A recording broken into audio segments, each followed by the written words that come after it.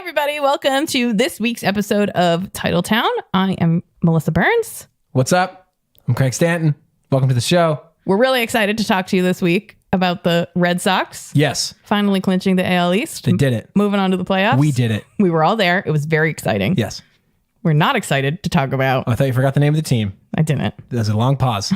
Well, I was waiting for you to talk. The Patriots. Yeah, okay. I got it. Yeah, we're going to talk some Pats. Obviously not a great time to be a Pats fan, but hey, you know what? We'll take the big picture. Fucking show's called Titletown, for Christ's sakes. God damn it. Whatever. Don't ruin this for We're going us. to be fine. It's going to be fine. Everything's going to be fine. We got the greatest. We're the greatest. We've always been the greatest. We'll always be the greatest. Fuck you if you say otherwise. A little smattering of Celtics and Bruins stuck in there as well. We got some good calls this week. You can always give us a shout. 904-87-TT-POD is the phone number. You can also hit us up on Twitter, Instagram, Facebook, all those places at Titletown Pod. And until then, Enjoy the show.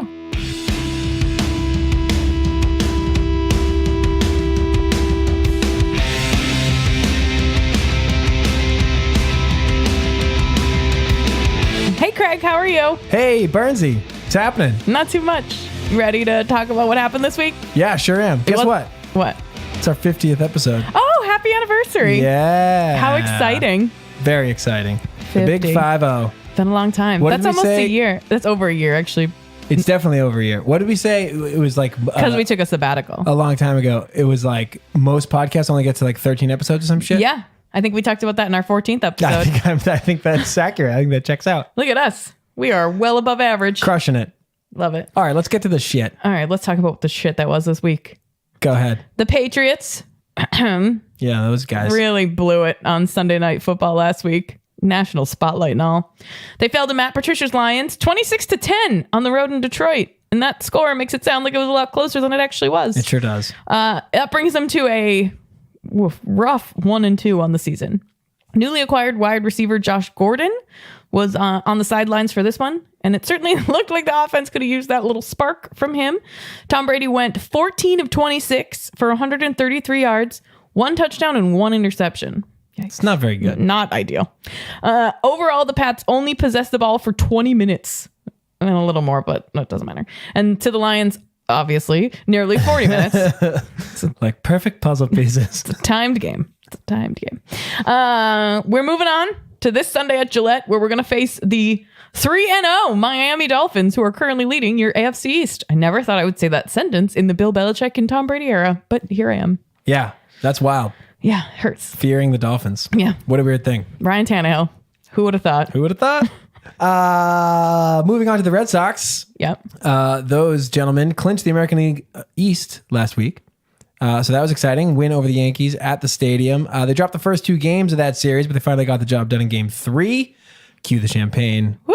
As we all saw. The Sox went on to lose 2 out of 3 to Cleveland over the weekend, but managed to set a franchise record along the way the following day on Monday against Baltimore. And with only 6 games left, but although as we speak, they're playing and they played a doubleheader today. So it's actually, by the time you person listening hears this, is probably more like 4. They will be at 107 and possibly 108 wins. Yeah. So that's cool. In these last couple of games, they seem to be in full playoff prep mode with lots of starters on the bench. And they've got 1 series against the Orioles and then a series against the Yankees before the start of the ALDS on October 13th. And they announced also this week that Chris Sale will be the game 1 starter. Yeah. The Celtics had their official 2018 media day this week. That was dope. It was great. That fired me up for some reason. Me too. They were like out there. They were talking. They looked like they were having a good time. Just standing around those clean ass uniforms. No sweat, no nothing. Just standing there. Pure white. Some important health notes for the Celtics. Gordon Hayward and Kyrie Irving have both apparently been playing 5-on-5 for a few weeks now. And the German big man, Daniel Theis? I was like, fuck, I can't say that. I don't speak German. How dare you? Is also healthy, despite me not knowing how to say his name. Yeah, it's fine. Kyrie finally made some firm sounding statements regarding his future with the Celtics. And it sounds like he is kind of all in. Like, he's not a dummy. He's not going to sign a contract early, but it seems like he's not as quick to get out of Boston as we may have thought earlier on. And that damn photo of the starting 5 is like goosebump inducing. I would say pants tent. Yeah, I'm not going to say that. That doesn't happen to girls, but it was pretty badass to see them. It was awesome. You sort of forget that like they all play for like Gordon Hayward has become some like abstract idea over the last year. He's like not a real person to me. There's even been like they had a scrimmage, I think this morning or maybe yesterday. And, you know, people in the media were talking about like seeing him come down. You felt like a collective like, huh! I think we'll probably be feeling that for a while. Yeah, I'm sure he must too. Like he trusts it more than us. He walks around on it all the time. Yeah. But I mean, you've got that first game, you make your first dunk or your first block, and like you're gonna come down and be like, oh yeah. Am and I like, still standing? There will be a time where someone does this, like kind of cuts them out from under him. I mean, it happens to everybody in that league. Like eventually you're going to take like a bad spill and we're all going to be like, oh fuck. It's happening. And then finally the Bruins, not really a whole lot going on in Bruins land this week, but they're officially finished playing hockey in China for the 2018-2019 season. So that's positive. They're all back under one roof, getting ready to start their regular season next week. They start, I actually just learned this today, their season in DC, where they will watch the Washington Capitals raise their first ever Stanley Cup championship banner. Brutal. Sucks for the Bees. I know. Like, okay, we'll just stand here like a bunch of doofs. They usually try to get some like relevant team. There have been times where they do like the rematch thing, which is like awesome. Uber disrespectful to the team. I love it. I fucking love it. Like, watch us. Yeah. You watched us skate with the Stanley Cup at the end of the season. Watch us hang our banner. Last time you were on the ice, totally. Yeah. They did that they did that in football too. The year that the Broncos won and beat the Panthers, I think the opening night game the following year was like, yo, that's disrespectful as fuck. But in football, I feel like it has to kind of work out like that their divisions are meant to play each other. Yeah. In hockey, you only play 16. Yeah, exactly. Totally. Can I say one thing about the Red Sox? Yeah, you got a quick opening take? I do have a little bit of something that I'm just a titch concerned. A titch, folks. And maybe it's like a Patriots hangover that I'm having, but they dropped 2 out of 3 to the Yankees and 2 out of 3 to the Indians, and those are likely to be teams that we're going to see in the postseason. They're going to be in the postseason, whether we see them or not. We'll kind of shake out and watch, but it makes me. We've always kind of said like, oh, their Achilles heel is their bullpen. And we saw some of those games. The starters did great. They had a quality start, and then the bullpen gave it up in the 7th and the 8th. Coughs it right the fuck up. And I worry about like, okay, well, is this because they're in playoff mode and so they're just kind of like taking it easy and it doesn't really matter? Or is this going to be a long-term problem? And is it the like, oh, see, we knew in September that this was going to be their problem in October. God, we knew in May. Sure. But it's manifesting in these like back-to-back series I think against the good teams. And those teams should be in playoff mode too. So in resting mode. Yeah, that's a good point. Well, the Indians more so than the Yankees, but I get what you're saying. But yeah, I mean, I've read a couple of statements from Cora, like over the last, like not just this weekend, but like over the last couple of weeks, where like he's asked about a certain reliever in a certain spot, and his answer is basically just been like, yeah, we're just seeing what we got. Like we're just like putting people in different places that we wouldn't usually, because like fuck it. But it doesn't really make me feel much better. It's just to watch them get shelled. Right. You know, it's not like he's like found any gold. Right, nothing's worked out. Like, okay, great, you're trying to get, like, what? The best thing that they've discovered is Stephen Wright, the fucking knuckleballer, who's, like, in his 50s, half drunk out there all the time. Like, you're going to throw a knuckleball out there with, like, 2 men on in the 7th when you're down by a run. You're going to have that thing squirting all over the place. That's God forbid there's a light breeze. Like, it's all over the you're over. Awful plan. You get Doug Mirabelli coming down the pike with a police escort. Seriously. And his AARP card. Anyway, I'm sorry. I'm just a little worried. It's something to keep an eye on. Yeah, I mean, their record against good teams has been decent to okay all year. Right. Their record against everybody else has been fucking gangbusters. What was the score today against Baltimore? 19-3. 1900-0? Yeah, gave the Orioles a franchise-setting loss at 112 losses. Yeah, 2 franchise records set today. Yeah. The Red Sox broke their previous record from the night before, and the fucking Orioles went to the real bottom of the shit barrel. Yeah, their Red Sox are officially 61 and a half games up on the Orioles heading into tonight's game. It's getting close, folks. Heating up. Really making a push at the end. Anyway, I have a baby-sized take to open up the show as well. Tell me. So there's a long list of things to be frustrated about Sunday night's Patriots game. Yeah, there was a lot of yelling and swearing in my house. There's really no aspect of the game that you can feel good about. Here's one aspect that I feel particularly bad about. Fucking Sony Michel Oh God, you were real mad about this. I can't. So if you recall, I made a comment last week about the Jaguars game, and I was like, didn't you find it weird that they like just insisted on handing it off to fucking Sony Michel so many goddamn times? And the same was true this week, and I just don't get it. I just don't get it. I almost like, I don't necessarily dislike Sony Michel. Like at a certain point, you just got to stop giving the guy the ball. You know what I mean? Like it's not, your run if he game's doesn't not got working. it, he doesn't got it. Like you just got to put it away. But like, holy crap. But what? Here's the biggest thing. What's their other option? James White is their other option, or just throw the damn ball. Throw the ball. They've got other options. Like the insistence of running it and the insistence to run it with Sony Michel. There's like, I don't know. It just drives me. It's been driving me nuts now for 2 weeks. I thought it was just like a weird maybe thing this is from Jacksonville, but it seems like it's a trend. I don't know why they're insisting on getting like quote unquote getting him going. Sucks. I don't know. I hate it. He was also. I don't have an answer for you. He's also their first round pick. One of their 2 first round picks. Isaiah Wynn, the fucking guard or whatever, got hurt. Yeah.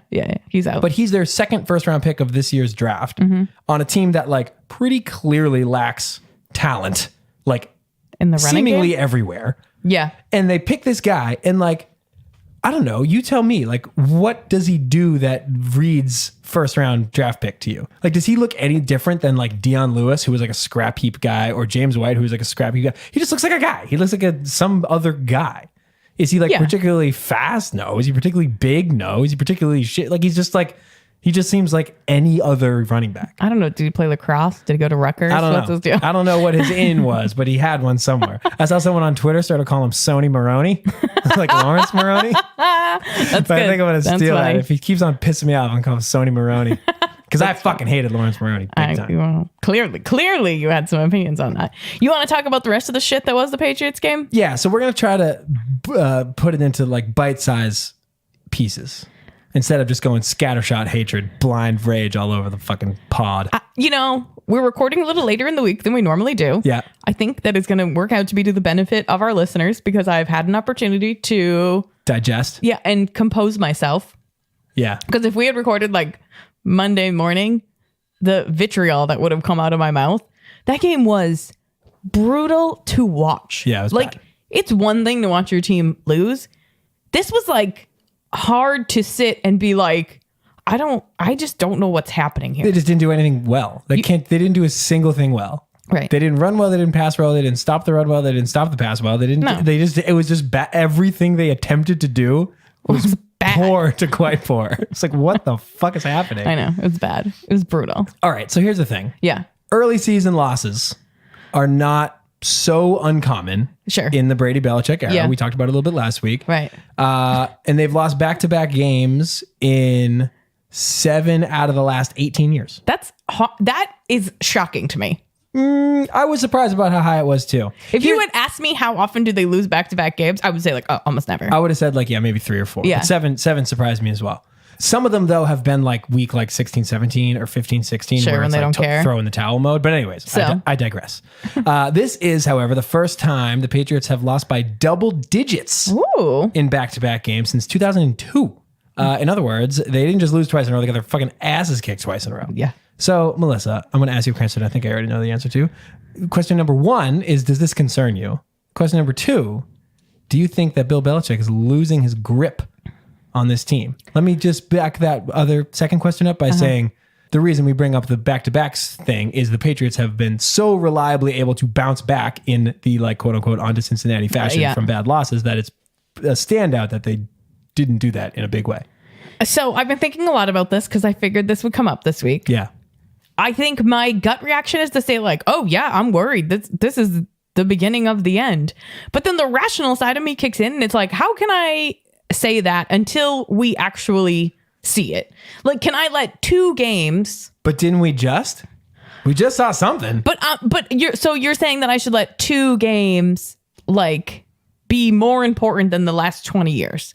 And I'm not saying that you can rely on like your reputation forever or what you've done in the past, but they did go to the Super Bowl last year. For sure. Right.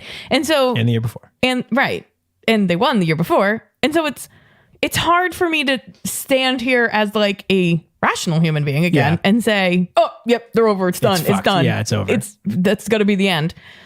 Because I have to believe that Bill Belichick is going to make adjustments. There's things that are going to change on the team. Like Julian Edelman's going to come back. And Sure. I know we'll talk more about that, but it's like, he's smart enough to be able to look at the film. And like, if we as two yahoos can look at it and be like, well, shit, they sucked. He can't just be like, well, here's what it is. Yeah. Like, well, that wasn't good, was it? Like, Matt got one up on me this time. I'm sure that he is reaching down into his bag of tricks and saying like, here's what we're fucking doing. Here's how we turn this around. Yeah. And if you're a player on that team, you need to like look at him and be like, all right, this dude knows what he's talking about. I'm just going to listen to him because that's going to be the smartest way to handle it. Right. I don't know. What do you think? So I am concerned because I think that like a lot of what gives me confidence in the Patriots, you and I both, I don't think we're particularly shaken at the Jacksonville loss. We're like scheduled loss, home opener. The team's jacked up. They have really good defense. Like certain aspects of that game went less well than I think we were probably anticipating. But like ultimately, the loss was not something that was cause for serious alarm, at least to me. I agree. But we were both predicting the bounce back. We were like, the fucking Lions are going to get shellacked. We were wrong. We were very, over. very, very wrong. And the Patriots got beat bad. I got many text messages about it. So my only concern, it has less to do actually really with the history. It's more to do with the fact that like they really didn't do anything well. And that was a situation where the bounce back factor you would think was like totally on their side, right? Like as a coach, what it's such an easy button to push of like, you guys got your ass kicked last week. Like, what are you going to do now? Like, how are you going to respond? Like that kind of thing. So I'm a little concerned about that. It's just anytime they do stuff that's different from the stuff that they've done for this whole last, 2 decades almost, it's concerning to me. Based on what happened in the offseason, let's say this whole thing implodes. Yeah, sure. Based on what happened in the offseason, do you think people blame Belichick or do they blame Brady? I think people would probably be more inclined to blame Belichick. Oh, really? I think it's really hard for a lot of people to root against or put blame on Tom Brady. Like he's the guy who like puts on the uniform and throws the ball and scores the touchdowns and wins the games. Exactly. And Belichick is just so much more maligned. Hateable. Yeah. And if you're asking me, lost the Super Bowl for the Pats last year. Like just you can stick that squarely on him, So I don't know. It would be tough, but like I guess it would have to depends on how it goes down. You know? I guess that's true. Like if they start sucking, do they figure out the offense and like they just can't? Fumblerski. We're leaving it in. They should sign me. Drop the ball just like Chris Hogan. Yeah, you fucking hung on to the ball for 1/3 of this podcast, just like the Patriots offense did. Same as Sony Michel. I got this. Sony Marani. I got good hands. Good hands. I don't remember what I was saying. Oh, that's clear. If the offense turns it around and like they're putting up 40 and the other team's putting up 47, 48. Yeah. I don't know math. It's hard not to be like, all right, Bill. Exactly. Which was basically the story of the Super Bowl, right? I mean, like, so. Yeah. But that is not what I would consider the story of what's been happening so far. Yeah. Correct. Which leads us to our next discussion question, I think. Yeah, it does. Speaking of Tom Brady, the Pats offense has been sputtering is a nice way to put what's been happening over the last few weeks.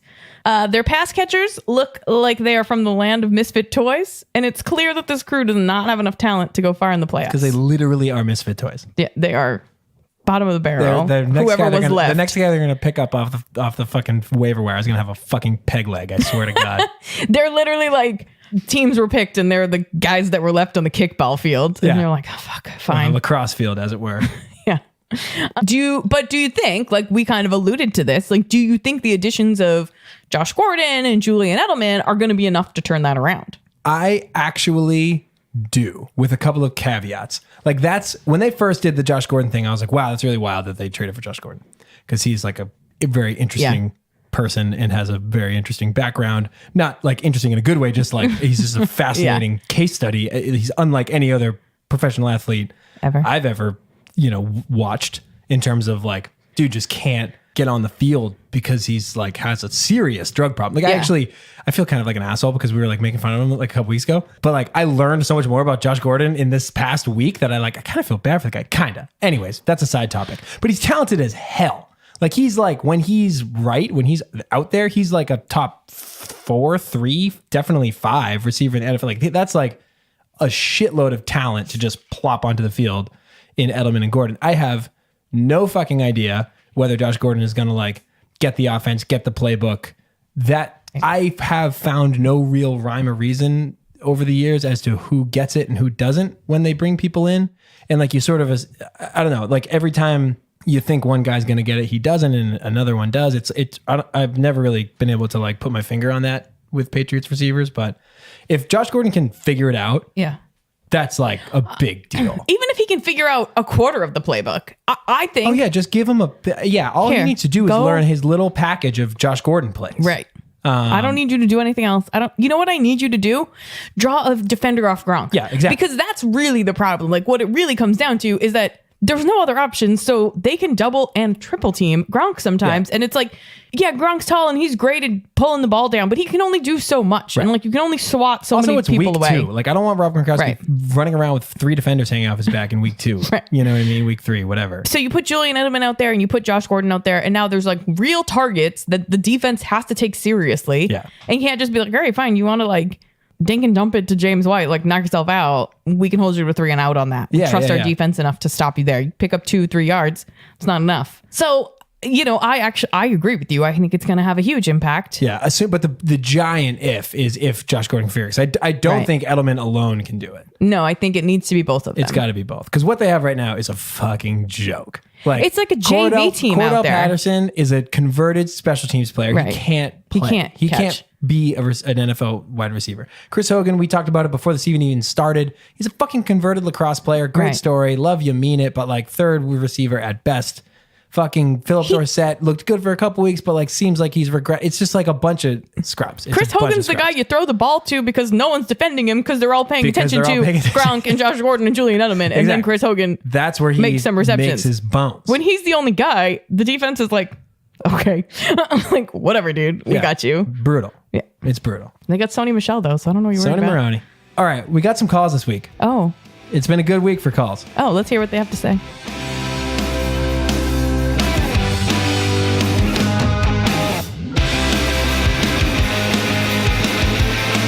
Before I do that, I was yelled at today because I was told I don't give the number enough. So the number, is 904-87-TT-POD. Write it down. Write it down, people. 87-TT-POD.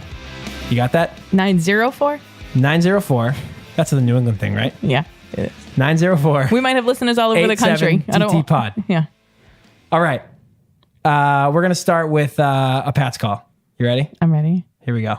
Hey, this is AJ from Ashland. Should have been a clocker. Woo woo. Now, granted, my high school football team in 4 years only won 2 games. I can tell you this. The problem with the Believe it. Patriots is going to come down to defense. We have absolutely zero pass rush, and our linebackers have the coordination and speed of Drew Bledsoe in his final year. So, hats off to Matt Patricia, who knew the defense better than literally anyone to exploit that and win the game. That's what it comes down to, exploit the weakness and win. Still, fuck the Lions and 4 more years, Brady. Woo! All right. So here's the question. Good call. Good call. Do you think he played on the team that only won 2 games? I Or was think- he like a cheerleader? Gotta believe he was a major factor in the lack of success. The win-loss on the record? field.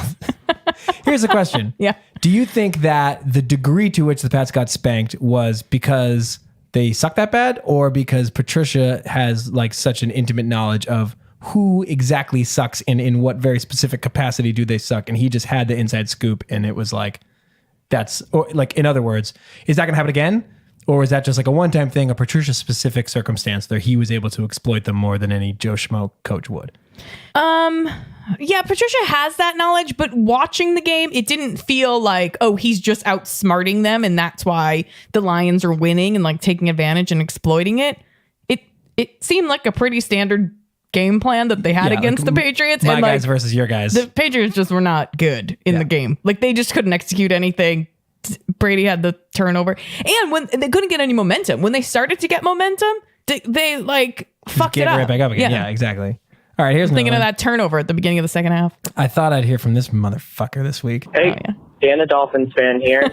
So Jesus yesterday I was Christ. all happy about us going 3-0, and then I, figured I'd just enjoy it for a week since we're playing the Pats this weekend and probably get blown out. But That's a well-conditioned Dolphins fan right there. Yeah. Then I watched that game last night. Saw Brady have literally no time to do anything against a team whose pass rush sucks. And the Dolphins actually have a decent pass rush. So going into this Said the Dolphins weekend, fan. are you worried that Brady's not going to have any time to throw against that strong Dolphins line? And are you worried that the Pats are going to go 1-3? Let me know. Love you. Bye.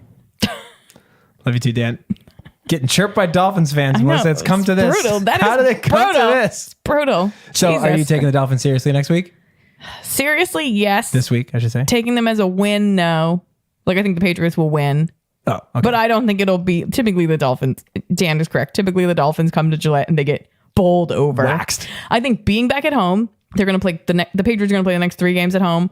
I think that'll do something for them. I think Brady's competitive streak and Gronk's competitive streaks are going to come out in them, and sometimes through sheer force of will, you can win over a team.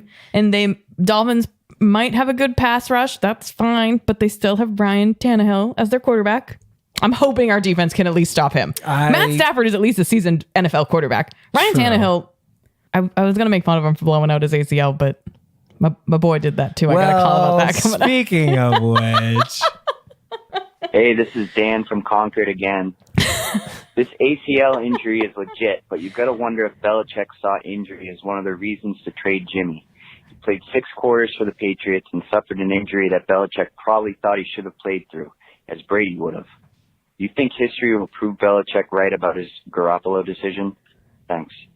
so of course, what Dan and Concord is referring to is Jimmy Garoppolo busted his ACL this weekend. Non-contact injury. Running, he got flattened Yeah. on the play, but that wasn't how he hurt himself. Right. It was right before that. You could see it. But he's running the ball to the sideline and decides to just go toe to toe with a fucking DB and gets flattened. But Right. apparently, took a step and You busted can his ACL. I watched it 100 times, and you can see him twist his leg awkwardly as he's making the last minute decision to stay in bounds, which is a stupid decision. Idiot. And then he gets Idiot. rocked on his way down. But he was going down on his own Jimmy, because he didn't have a knee left. I speak now directly to you, Jimmy Garoppolo. Oh. James, I love you.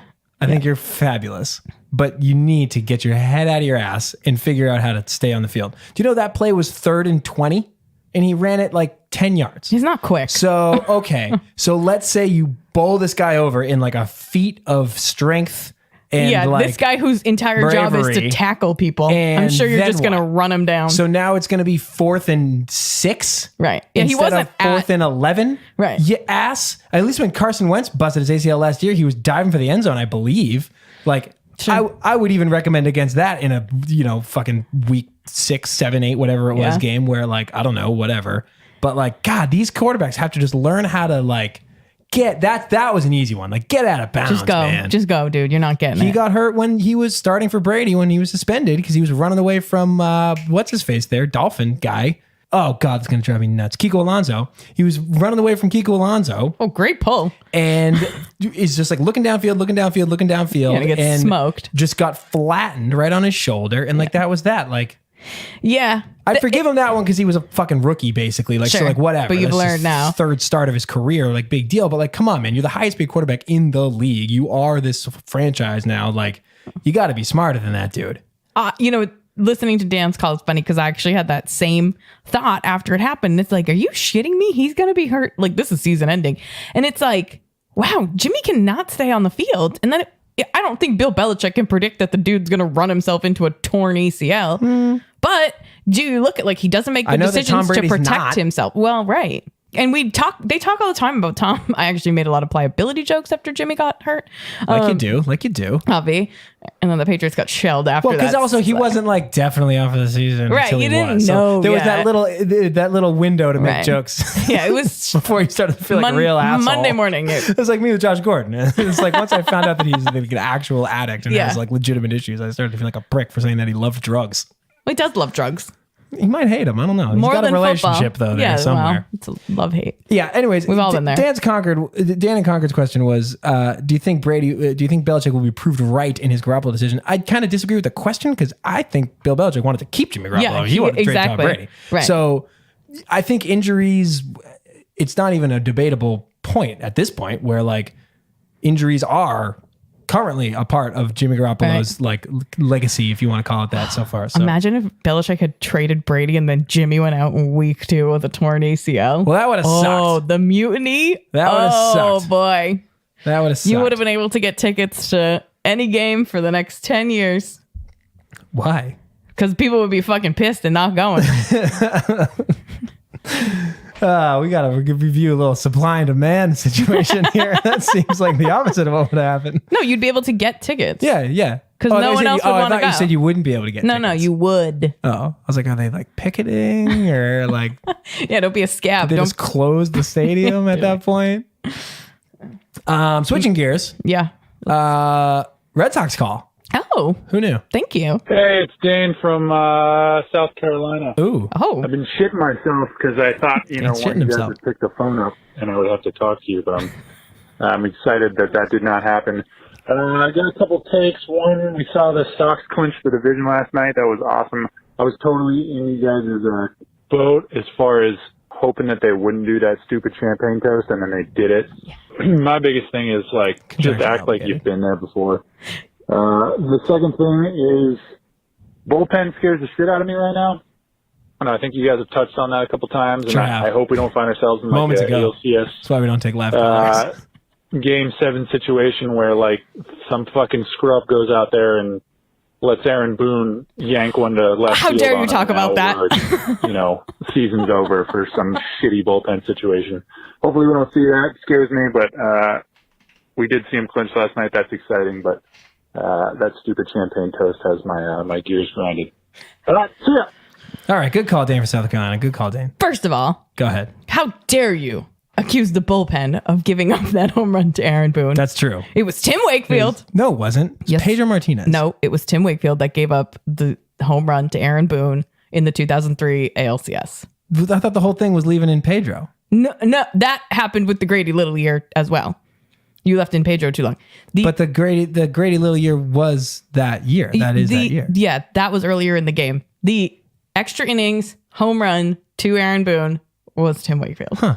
I guarantee it. I love Tim Wakefield. I believe you. I named you a pet. love Tim Wakefield? I loved Tim Wakefield. I named a pet after him. It was a whole thing. Why do you love Tim Wakefield? I don't know, We got to take a pause He here. seemed like a nice guy.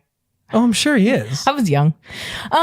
You know what my problem with Tim Wakefield was? That he was a knuckleballer. No. That was fine. I just felt like every time I went to Fenway as a child, You saw Tim Wakefield. Wake's on the fucking mound. Every time Wake. You know why? Didn't Who's get pitching hurt. today? Consistent. Wake. Fucking consistent. You know who I Out there felt- every 5 days. You know who I feel that way about this year? Like 4 out of the 5 times I've gone to Fenway this year, you know who's been pitching? David Price. Brian fucking Johnson. Oh, really? I'm getting that sucks. BJ'd. Just Brian Johnson shoved in my face every time I walk into that fucking place. Oh, look. Anyways, It's, oh, you here. gonna pull up a replay right now? Yeah, here's the YouTube. Jeez, you were mad at Dane in South Carolina for just mentioning his name. You're gonna fucking go full replay I on us? didn't mean to pull up YouTube. That's what came up. I don't know how to Google. Anyway. I trust you. You should. I was a young man I'm right. during that game. Fuck you. Well, I'm just saying. How dare you? Yeah, we're all terrified of the bullpen. You know what's going to be super fucking frustrating is that if they don't go, they meaning the Red Sox, if they don't go satisfactorily far Yeah. in the playoffs, which to me is, I think they need to make the World Series at this point. Yeah. They don't need to win the damn thing. But yeah, okay, I see Wake. Hang in his head. I remember it well. Like they don't need to win the whole thing. Like I won't be disappointed if they don't win the World Series. If they don't make the World wait a minute. Series, I will be Hold disappointed. I was so busy proving you wrong. I wasn't listening to what you were saying. Wait. If they don't win, you won't be disappointed. You'll be disappointed if they don't make it. Correct. Okay. But here's the thing. If the reason that they don't go far as we'd like them to go is the bullpen, that will drive me nuts. Yeah. Because they sailed right through the trade deadline. They sailed right through like the deadline to pick people up Yeah, off the the waiver waiver wire. wire. Like they were just like, these are our guys. This is what we do. And Dave Dombrowski, like if you remember in 2013 when the Red Sox beat the fucking Dave Dombrowski Detroit Tigers, whose bullpen also sucked, who Yeah, started yeah. pitching was also elite, and like we fucking cleaned up on those clowns and won a World Series. Like Dave Dombrowski, this is like His thing. classic Dave Dombrowski.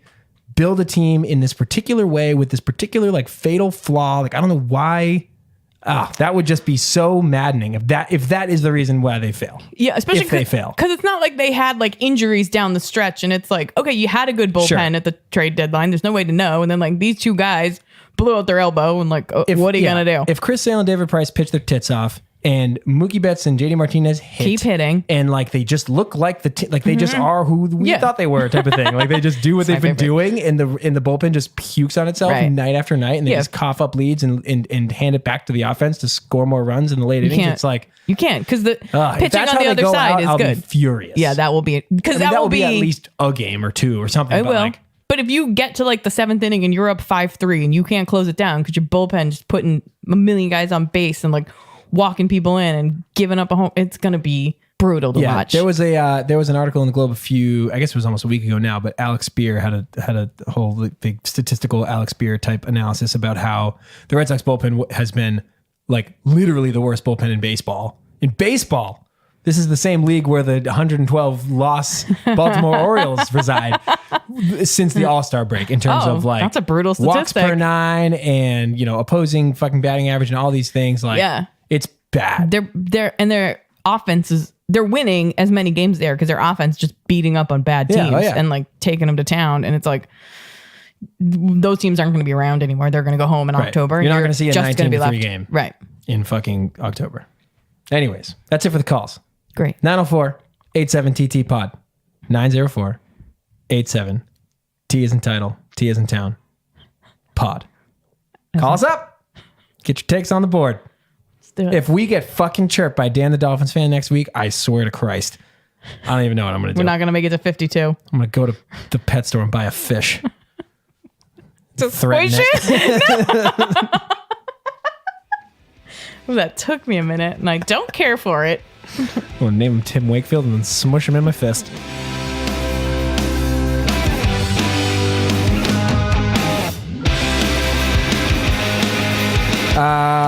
Lightning round, eh? Let's do it. Let's just rip it. All right. I'm feeling good. I'm feeling pretty good. You want to go first? Or you want me to go first? I didn't pay very special attention to the order of operations here, so dealer's choice. I'll go first. All right. So, in a Q&A session in front of his locker post-game on Sunday, Mr. Rob Gronkowski admitted that he was, in fact, going to be traded to the very Detroit Lions that had just smoked them, and that he effectively blocked the trade by threatening to retire. We had heard rumors about this all year, but he confirmed it himself. So this is something, again, that we thought was going to happen, but it's pretty big news to hear it, actually admitted out loud. Yeah. By the player himself. We've got the audio. You want to hear it? I do. All right. So Gronk post-game asked about whether or not he was going to be traded to the Lions. Yeah, it happened. And Brady's my quarterback. That's all. I wasn't going anywhere without Brady. Craig, I'd like to ask you a couple questions about what Rob Gronkowski said. I'd be happy to answer. What was it? The first one is, what the actual fuck is that? And then more specifically, since when do players get to just say, nah, I'm not doing that. You're not training me. And why would he be openly talking about it? These are all great questions, Melissa, and I appreciate you asking. Thank you. I'm going to try to keep my answers succinct. Okay. But I've got a number of problems with this answer. Okay. Number one, I don't like how he is talking about it in the first place, obviously. Right. I'm actually kind of okay with him having the leverage to not be traded. I'm generally on the side of players when they have a small little molecule of leverage in the NFL because they just generally have so little. Nothing. So that's actually fine with me. The fact that he said that Tom Brady's my quarterback, couldn't you have just said nah, man, I'm a Patriot? Talk about the team. He cited Tom Brady specifically and only Tom Brady, which is to me a clear battle line between this feud that is apparently still brewing between Brady and Belichick, where Gronk in this quote is breaking a myriad of rules. First of all, he dicked over the coach / GM by not allowing himself to be traded. So that pisses off Bill. Right. He then talks about it openly to the media, which that also pisses off Bill.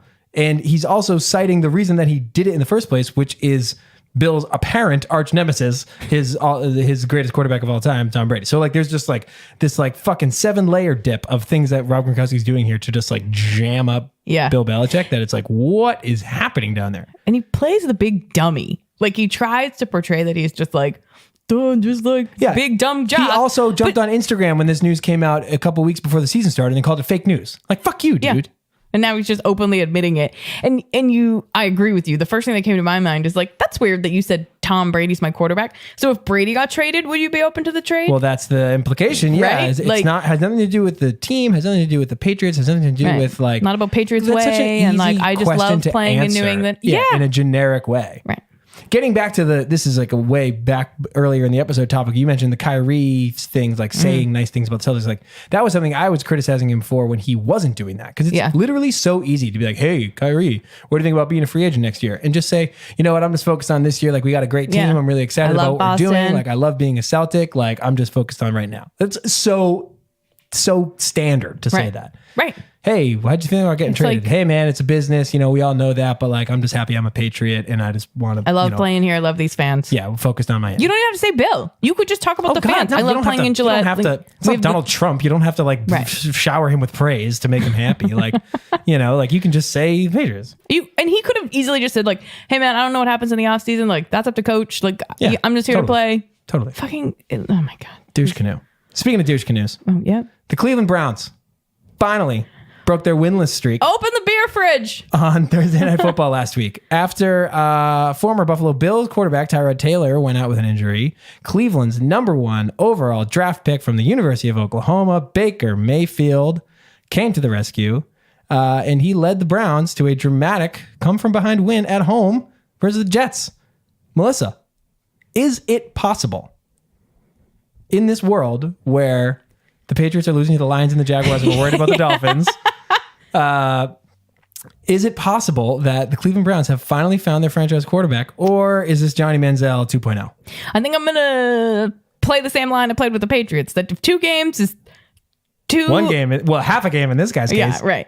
If 2 games is too small a sample size to like start panicking, then half a football game is too little to start like crowning him the next quarterback. Yeah. I do think you are clearly not from Cleveland. No. Well, I do feel excited and happy for the people of Cleveland. We talked last week, they should be 3-0 now at this point. Like, I'm pumped that they won a game. That's true. I think anything that gets people excited about your team is a good thing for your team because, like anybody else, football players respond to like positivity and like winning breeds winning. So for sure, if your team believes that Baker Mayfield, I'll get there. We're not even drinking. Can be one of us. Can be the next quarterback of the future. Then they're gonna play like he's the quarterback of the future, and sometimes that's what you need. I don't think he's Johnny Manziel 2.0. He's got that potential though. He's got a little douchey Manziel in him. Well, they all do. Not quite as bad as he did, but here's a fun one. Yeah, we're gonna role play. You're Dirk Cotter.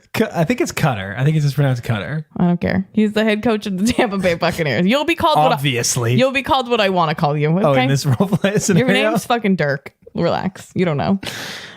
Anyway, you're the head coach of the Tampa Bay Buccaneers. What's our safe word? It's Cotter. You don't know how to say it, so we're out. I don't know how to say it. You're 2-1 in first place in the NFC South. Woo. Go me. Your backup quarterback, Mr. Ryan Fitzpatrick, has thrown for 1,230 yards and 11 touchdowns over the first 3 weeks of the season. Fuck yeah. Insane. But your quote-unquote starter, Jameis Winston, is coming back from his 3-game sexual harassment and an Uber suspension. The old sexual harassment in an Uber. It happens to the best of them. You're playing the Bears on Sunday. Yeah. Who's your starter? So this is a long setup to what I think is an easy question. Yeah. It's got to be Fitzmagic. It's got to be. It's got to be. You got to ride the hot hand. It's got to be. If you're Dirk Cutter and you care about your job, or in other words, you care about winning on Sunday, right? You play Fitzmagic. You gotta. And Jameis Winston has been not quite a bust, but bordering on bust. Right. He's been a disappointment. He's not Aaron Rodgers coming back here. Yeah, well, that would be the opposite of the bust. Yeah. Right. Yeah. He's not Aaron Rodgers. Correct. What's with our? We're not doing well. I don't know. Tonight. We're not in sync. It's a whole Wednesday night thing. It's all fucked up. Yeah, and I think Ryan Fitzpatrick has made a career in the NFL out of like coming out around. Yeah. Well, and when he does play, he like lights it up for a few games. He does have a knack and then he goes back to being a backup quarterback in the NFL. Like there's a reason that he's not an every week starter. For sure. But until he hits that wall, play him. Play him. You got it. That's the Let move. him do his press conference in someone else's gold chains and open V-neck shirts like a weirdo. Swag daddy. Yeah. He was into it. And like, why, if it's working, why change it? Exactly. Here's a good one. Yeah. I'm sure you've seen this flying around. I did. The Philadelphia Flyers attempted to break the internet, hashtag break the internet this week when they announced their new mascot, Gritty. He's a big, giant, fucking orange, furry monster guy with googly eyes and a big gut. He's somewhat reminiscent of the Philly Fanatic, but decidedly creepier. In his debut performance, in the Flyers Bruins preseason game, he was met with mixed reactions from the fans. Kids seemed to like him, adults not so much. He fell on his ass once, like just banana peel style. I don't think it was a bit. I think he legitimately fell. And he got his hands on a fucking t-shirt gun at center ice and was shooting the guy who was handing him the t-shirts. He shot him twice. Close range with a t-shirt gun right in the back. That's going to leave a mark, a big mark. Yeah. So the question is this the mascot that Philadelphia deserves? They're sports fans specifically. Yeah, it is. Fuck them. I'm glad they have a shitty mascot Who's now. dreaming up new mascots in 2018? It's like some kind of terrible Halloween costume was put on their mascot. It's not a new team. It's the Flyers. Yeah. They've been around for What like was their previous mascot? I don't know. I assume it was some sort of bird creature. Yeah, But they maybe all they didn't kind of have are. one. Well, keep it at that. You don't need to add in a mascot, especially one that looks like something that would crawl out from under your bed and like eat you in the night. Yeah. It's terrifying. It's sort of Grimace. Like if you can picture a Grimace, but like with, without like, the fur. buzz cut. Yeah. Like Yeah. Grimace, but like he's like his Orange. letting it hang Orange out. fur. And orange. Yeah, He's it's fucked up. terrifying. And the shooting a guy with a t-shirt cannon. Yeah, just fucking rifling Oh my him. god, it's how Maud Flanders died. We should have more respect for the t-shirt cannon. T-shirt gun? Yeah, she got shot and knocked off the bleachers. Oh, I'm God. dropping all sorts of knowledge on true. you. Tonight we're really appreciating our age gap. Yeah. You think you're all high and mighty now. You got a whole bunch of names to pronounce in this next one. Tough guy. Oh my god, I really should have read ahead better than this. I just wanted you to ask me the mascot question. Because I wanted to laugh about it. God damn it. All right, let's do this. God help us all. Anyway, well, we were busy drooling over the new look, old look Celtics on Media Day. LA fans also got their first look at the new look Lakers this week. That wasn't even the hard part. I know. There was one notable exception at Lakers Media Day. LeBron James was absent from the photo shoot, but the murderer's row of Java McGee. I'm sorry. That's let me just stop you right there. That's my fault. It's JaVale McGee. It's JaVale McGee. I was like, what the fuck? McGee. That was not a setup. That right. was an autocorrect situation. JaVale McGee. Let me JaVale start McGee. this one again. Are you going to leave that in? Of course, we're gonna leave that in. Fuck you. Hilarious. Fuck you. All right. JaVale McGee? What's wrong with me? I can't read. No, it says Java right there. It's right here. In plain English. I can read it. Anyway. JaVale McGee, Lance Stevenson, Rajon Rondo, I know that one, and Michael Beasley were all present and accounted for and prepared for their close-ups. Lance Stevenson posted a photo of the four of them on Instagram and asked his followers to caption it. King James himself commented and gave the group the nickname Mud, which he said stood for misunderstood, underappreciated, and determined. What the fuck is LeBron doing here? And do you fear the Mud Lakers and LeBron? I don't fear the Mud Lakers. It appears as if LeBron James is trying to give them a compliment, but none of those descriptors are nice. No. Necessarily. Misunderstood. Okay. Underappreciated. All right.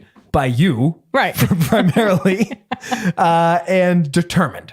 Good. Yeah. Determined. They were Nice. determined enough to show up to Media Day like you're supposed to. Yeah.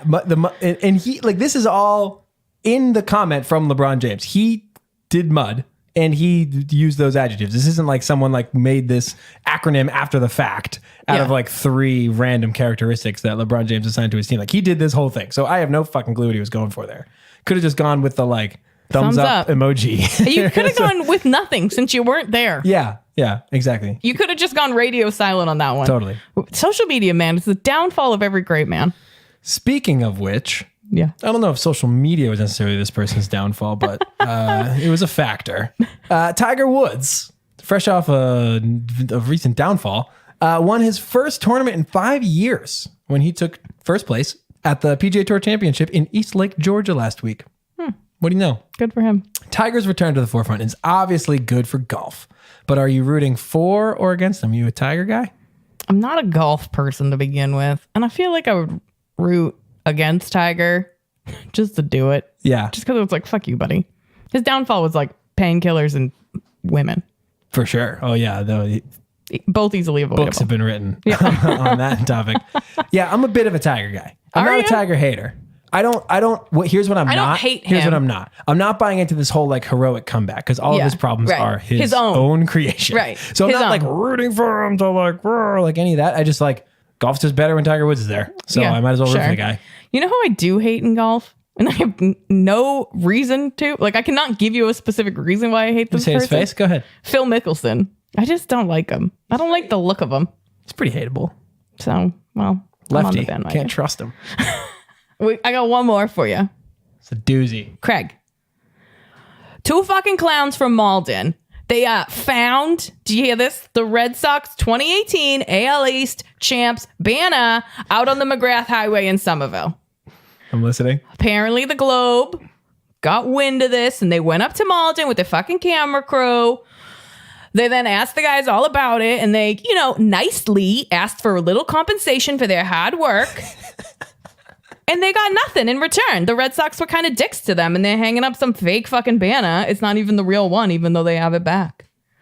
These guys just trying to bring their family to a nice day at the ballpark. The Red Sox can't even appreciate what they did there. Apparently not. Homeboy that owns the company whose truck that this fell off of is trying to say that like it didn't fall off the truck. What, like they stole it? You don't know that. Calling them thieves? Calling me a thief? Yeah. Come on. You don't know me. You don't know my life. How dare you? How dare you? Well, here's the real scoop is that we know more about these two gentlemen's lives than we ever cared to, thanks to this video from the Boston Globe. Let's give it a listen, shall we? Louis, what is that? What is? I'm like, I don't know. What is it? So I ran across the highway to grab it. We Like you brought do. it in the car. We had no idea what it was. It was wrapped up in a brown paper bag.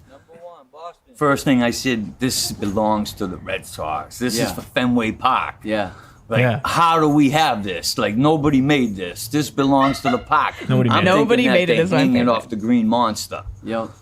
We want to give it back to Not them right. because it belongs to them. Here we go. And it doesn't Yeah. belong to us. But But in reciprocation, we would like, maybe to go to a Yeah. nice playoff game. Yes. Or we're looking for something. We just don't want to hand it over to them. Right. I mean, handing We it need o- to negotiate here. We want to. Yeah. We're looking for Listen, We're working too. Yeah. I mean, my man had to run across 3 lanes, traffic. But we know that that's the original lanes. one. We were told there was only one made. Yeah, we were told there was only one So banner at that made. point, that tells us. by who? Yeah, who told them? Someone driving by on the highway? I thought you just picked this up off the ground. What person did you talk to that would have told you that there's only one made? Was it your boss at the fucking flag factory that Yeah, you he stole stole this it from? from? You fucking douchebag. Just a little more. And they told us they had a duplicate. So if they do try to put a duplicate up, you Yep. best believe we're gonna show up and say We have Watch the out. right one. Watch that's out for these not the guys. right- that's not the original. So we're hoping that they don't make one and they put the right one up. We're hoping they do the right thing. You Yep. know, we did the right thing. Did you? We could have kept it. We could have put You it are on. Are keeping you? it. We could have, we got connections where we could have reached out to other sources. I would look into their connections. I love that we got connections and we could have resold it to other sources. Who else would ever need that? The Cleveland Indians are like, give us that. We'll take it. The we best won't, part we need about one of this those. is the guy from the fucking whatever print shop was like, this has never happened. I've been printing this shit since 1992. Nothing just falls off the fucking truck. Like, Right. you guys stole this shit. Yeah. And they were like, oh, what are you talking about? And then the Red Sox were like, yeah, we fucking printed another one. Go fuck off. Yeah, we the Red don't Sox didn't care. give him shit. Yeah. The guy I that love that we did the right thing. They should do the right thing. Like, just like like what world are you yeah. living in? You're We just literally wanna give it you're back. making a ransom video in the Boston Globe Right. to the Red Sox. It's like, well, if you want to give it back, just give it back. Just give it back. Like, I don't know what we're doing here. And you know what the best part is? Probably if it had really fallen off the truck and they had just given it back, the Red Sox probably would have given them something would've. nice. Oh yeah, totally. But they went to the Globe instead, and then the guy that owns the flag factory, whatever it is, like opened an investigation in them. He eventually dropped the charges, like once it all got clear. But I was like, oh, these I don't fucking know that knuckleheads. you homeboys had time to just be hanging out, driving down the McGrath Highway on like a random weekday afternoon. Like, I don't know that you're really contributing to society in any way here. and like, who just sees a random object floating around the highway and says, you know what? I got to pick that I'm up. gonna check out and see what's in that package. It might just be The an 2018 Red American Sox. League East Championship banner. That goes on Lansdowne Street. It goes on Lansdowne Street. Were you looking for Jersey Street there? I thought maybe they go on Yaqui Way, but I think they go on Lansdowne. They don't even go on the Green Mounts to get yahoos. You fucking idiots. They don't represent me. We're working too, you know? What? My man had to run across 3 lanes. You know, we got the connections and we could have sold it to other sources. Yeah, all those other American League Championship Red Sox This out is there. the kind of video that goes viral, and it's why people hate Boston, because they think we're all like that. One of the many reasons. Yeah. I've never extorted anyone in my life, as far as I'm aware. Me either. That's good of us. Yeah. See, we do the right Red thing. Sox should give us something. yeah, we deserve some recompense. We've been doing the right thing. Every day of my life. God damn it. What a sucker. What a ripoff. Anyway. All right, let's get out of here. Yeah, that's it for tonight. See you next week. We'll be in a free fall of panic and, Oh my and God. distress if Oh we my come God. back at 1-3, but we'll see. I don't know that I can handle that. I think we're going to get a tight game against the Dolphins, but I'm predicting a win. I'm going to predict a win too, because I can't not. Okay. Fair reasoning to me. Give us a shout at Tattletown Pod on all the various social medias. And if you want to give us a call, any old time, day or night, We promise we won't answer. 904-87-TT-POD. 904-87-TT-POD. See you next week. Bye.